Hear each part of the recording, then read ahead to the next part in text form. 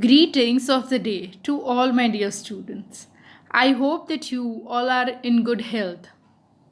The thought for the day is winning doesn't always mean being first. Winning means you are doing better than you have done before.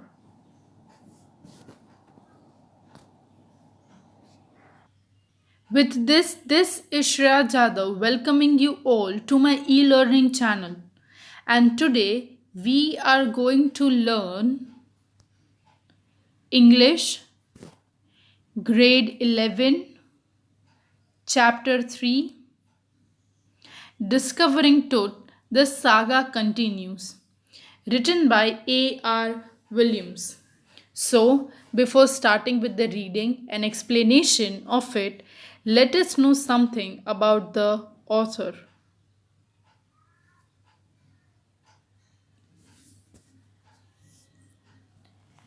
Annie Williams is a former senior writer for the National Geographic magazine and online news, where she covered the world and all that's in it for almost 3 decades. She specialized in archaeology, writing features that took her from Egypt to Alaska, a monthly piece for the Ancient Worlds section of the magazine, and news stories on the latest archaeological discoveries. Introduction for answer. Prose. Prose name. Discovering Tut. The saga continues. Author's name A.R. Williams. Genre report. Summary.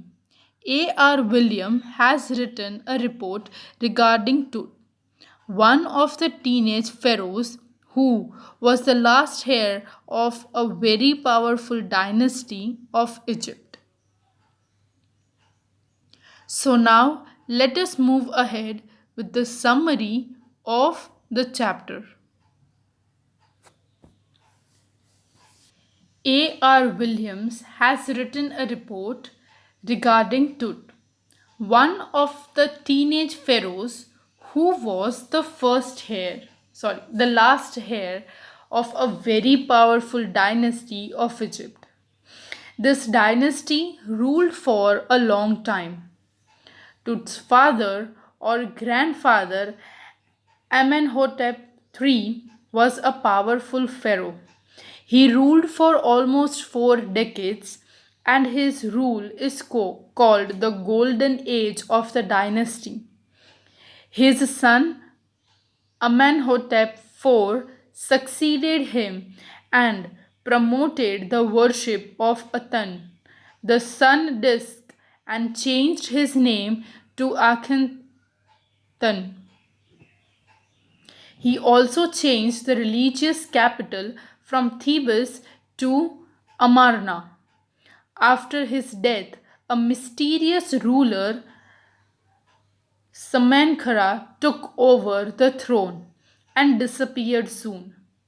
Then the very young, Tutankhamun took over the throne and soon changed his name to Tutankhamun, a living image of Amun, and restored olden ways of worship changed by Akhenaten. He reigned for about 9 years and died unexpectedly. There are many doubts and speculations about his death. He died more than 3300 years ago.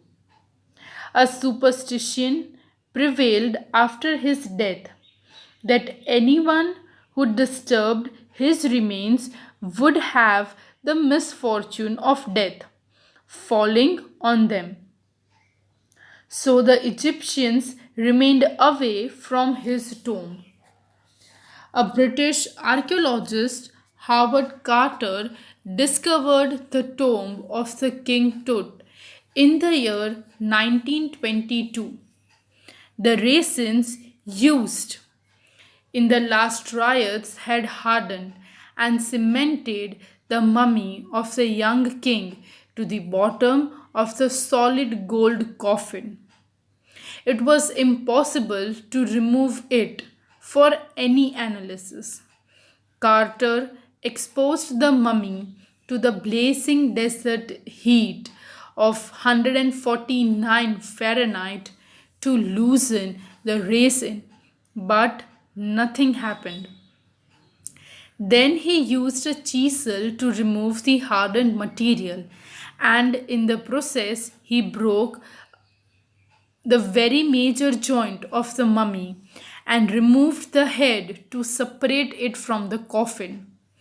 Then they reassembled the remains on a layer of sand in a woolen box with padding concealed the damage. Carter then began investigating the three nested coffin in the tomb. When he opened the first coffin, he found a shroud inside decorated with garland of willows and olive leaves, wild celery, lotus petals, and cornflowers. All these plants would have been available in Egypt in March or April month. So the faded evidence of the plants suggests that the King Tut might have been buried in the month of March or April.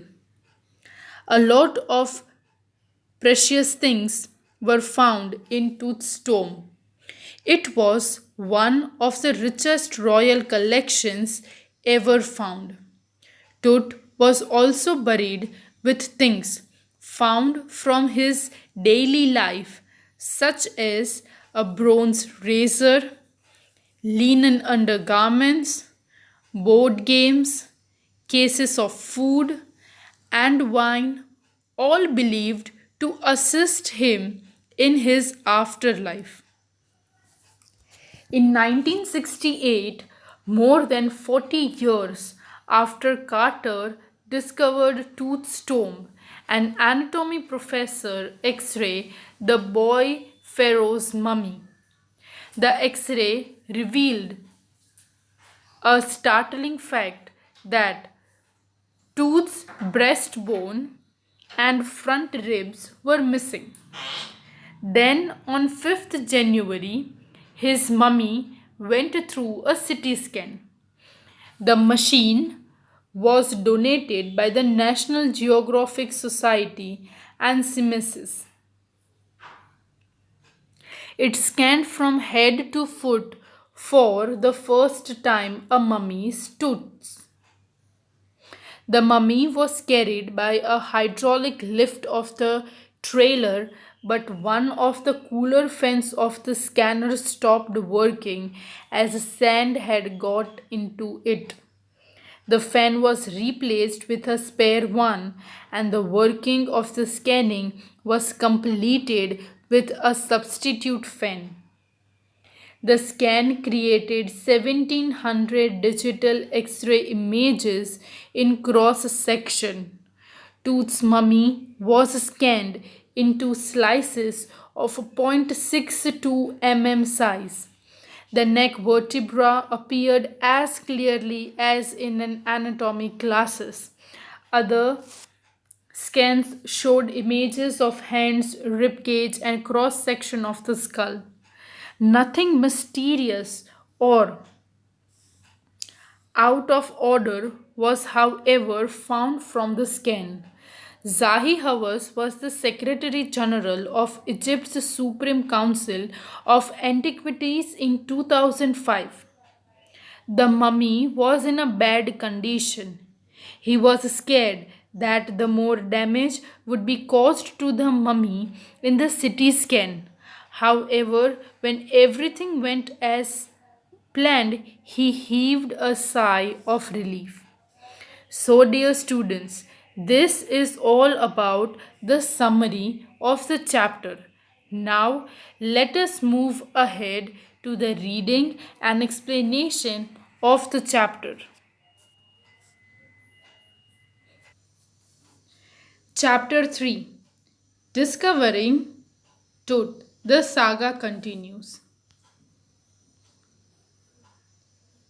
He was just a teenager when he died, the last heir of a powerful family that had ruled Egypt and its empire for centuries. He was laid to rest laden with gold and eventually forgotten. Since the discovery of his tomb in 1922, the modern world had speculated about what happened to him, with murder being the most extreme possibility.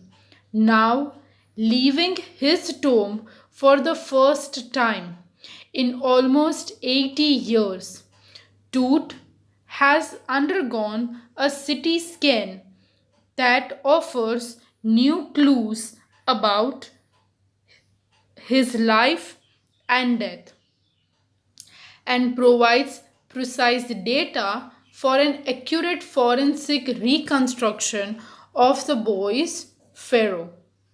So, over here, we are talking about a teenage boy who died in his early time. He was considered as the last heir of the powerful family which used to rule Egypt. You can see the image over here, the sketch is given. And he was being buried with gold and eventually he was forgotten. That was after in 1922 something extremely had happened. He was speculated back and many assumptions were made that was he murdered or there was some other things. Now this pharaoh was leaving his tomb for the very first time almost in 80 years. Tooth has undergone a CT scan which gives a new glimpses about his life and death with an accurate forensic reconstruction. An angry wind stirred up ghostly dust devils as King Tut was taken from his resting place in the ancient Egyptian cemetery known as the Valley of Kings. Dark bellied cloud had succeeded across the desert sky all day and now were veiling in the cascade grey. It was 6 p.m. on 5 January 2005.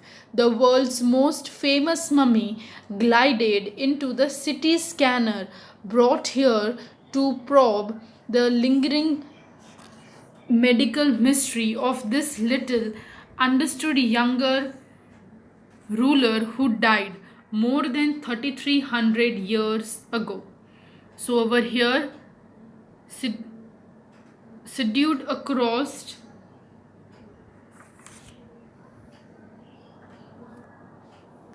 means faced very first time when the tomb was brought out.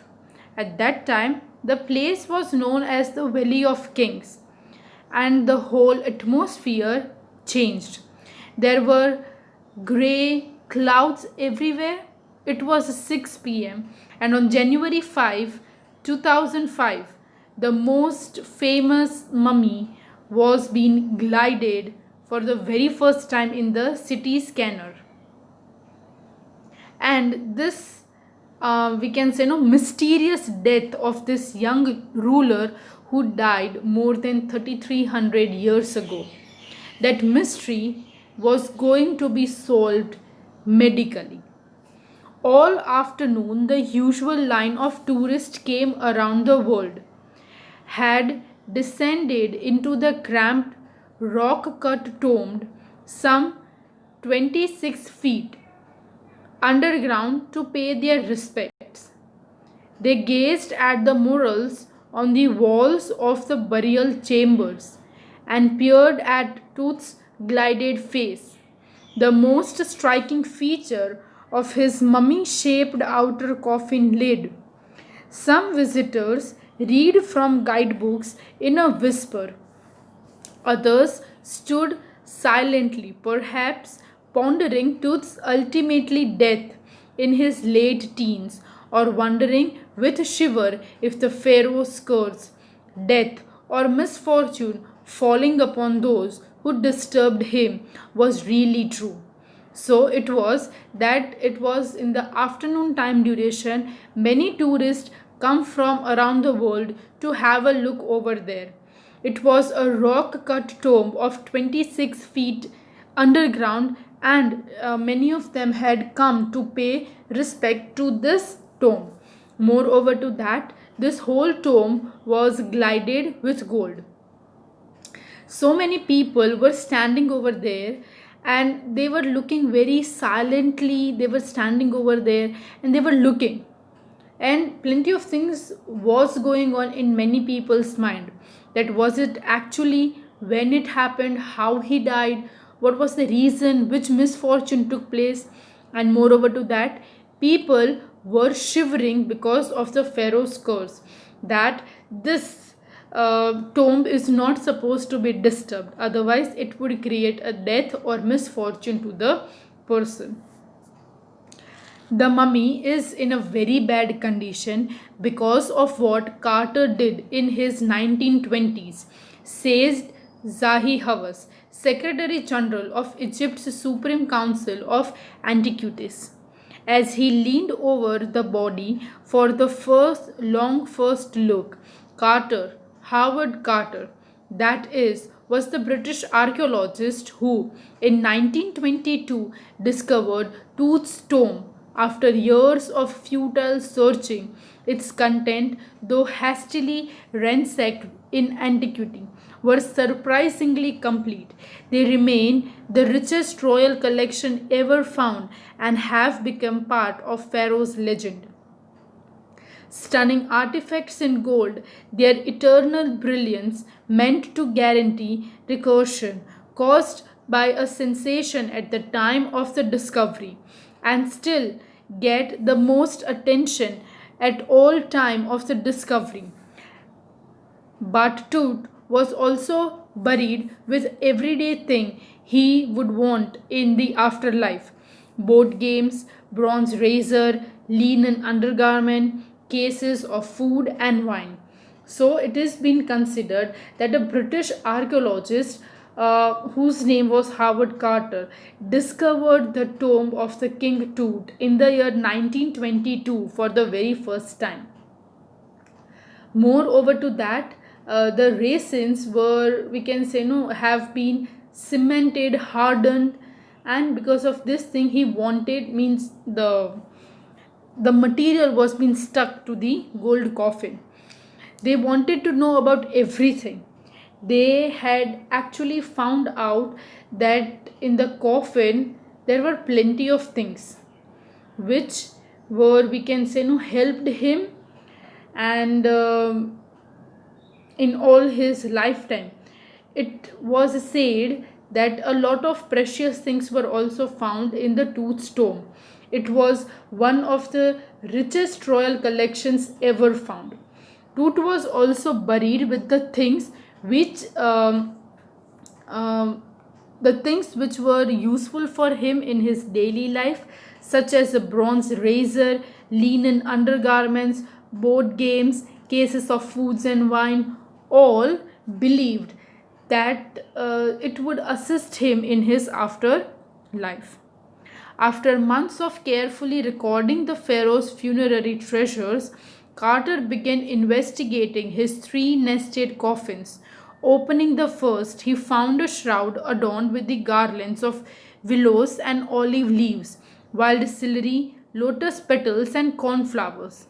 The faded evidence of the burial in March or April. When he finally reached the mummy, though, he ran into trouble. The ritual resins had hardened, cementing Tut to the bottom of his solid gold coffin. No amount of legitimate force would move them. Carter wrote later what was to be done. The sun can beat down the hammer like this far south in Egypt, and Carter tried to use it to loosen the resin for several hours. This is, we can say, the map of Egypt. You can see over here the Valley of Kings is given, and you can see over here that the tomb of Tutankhamun, who is the king, is been buried over here.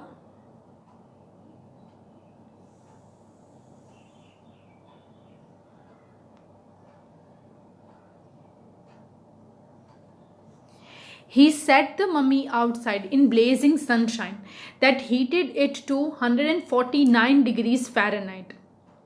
Nothing budged. He reported with scientific detachment that the consolidated material had to be chiseled away from beneath the limbs and trunk before it was possible to raise the king's remain. So now eventually what happened, that the resins which were used in his last riots had hardened and cemented the mummy, and it was next to impossible to remove it for any analysis. So Carter thought that it should be exposed in the blazing desert heat, which was almost 149 degree Fahrenheit, but nothing had happened. And then he thought that he used a chisel to remove the hardened material, and in the process he broke a major joint of mummy, and which removed the head and separated from the coffin. In his defense, Carter really had little choice. If he hadn't cut the mummy's frieze, thighs most certainly would have culminated the guards and ripped it away and removed the gold. In Tut's time, the royals were fabulously wealthy, and they thought or hoped that could take their riches with them.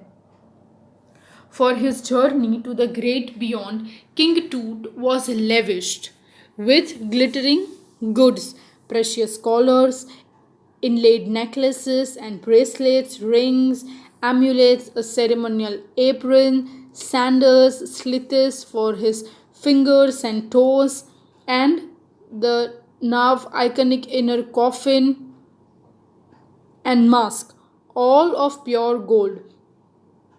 To separate Tut from his adornments, Carter's men removed the mummy's head and served nearly every major joint. Once they had finished, they reassembled the remains on one of the layer of the sand in the wooden box with padding that concealed the damage the bed where Tut now rests. So eventually many precious things were also found, many riches were also found, as you have seen over here, that in olden times the people used to think that whatever belonged to them they could take it with them, along with them. So everything was being made up, and during this time duration one mistake which happened, and that was they removed the mummy's head. Archaeologically has changed subsequently in the intervening decades, focusing less on the treasure and more on the fascinating details of life and intriguing mysteries of death. It also uses more sophisticated tools, including the medical technology. In 1968, more than 40 years of Carter's discovery, an anatomy professor x rayed the mummy and revealed a startling fact: beneath the resin that cakes his chest, his breastbone and front ribs are missing. So now eventually when they found out, the people of that time duration were not interested in the riches and gold, but they were more fascinated towards how these people used to live and how they died, what sort of rituals they used to follow. They wanted to get to know about the people of that time duration. And after 40 years of Carter's discovery in the year 1968, one another professor, anatomy professor, x-rayed and told that means the mummy's breastbones and the front ribs were missing. Today, diagnostic imaging can be done with computed tomography or CT,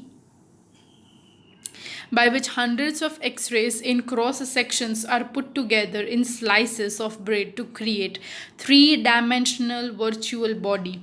What more would a CT scan reveal of tooth than the X ray? And could it answer two of the biggest questions still lingering about him? How did he die? And how old was he at the time of his death? King Tut's demise was a big event, even by the royal standards. He was the last of his family's line, and his funeral was the death rattle of the dynasty. But the particulars of his passing away and its aftermath are unclear. Amenhotep III, Tut's father or grandfather, was a powerful pharaoh who ruled for almost 4 decades at the height of 18th dynasty's golden age. His son Amenhotep IV succeeded him and initiated one of the strangest periods in the history of ancient Egypt. The new pharaohs promoted the worship of the Aten, and the Sandisk changed his name to Akhenaten, or the servant of Aten, and moved the religious capital from the old city of Thebes to the new city of Akhenaten, now known as Amran. He further shocked the country by attacking Amun, a major god, smashing his images and closing his temples.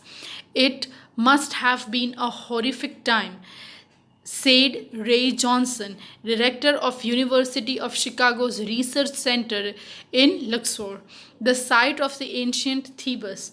The family that had ruled for centuries was coming to an end.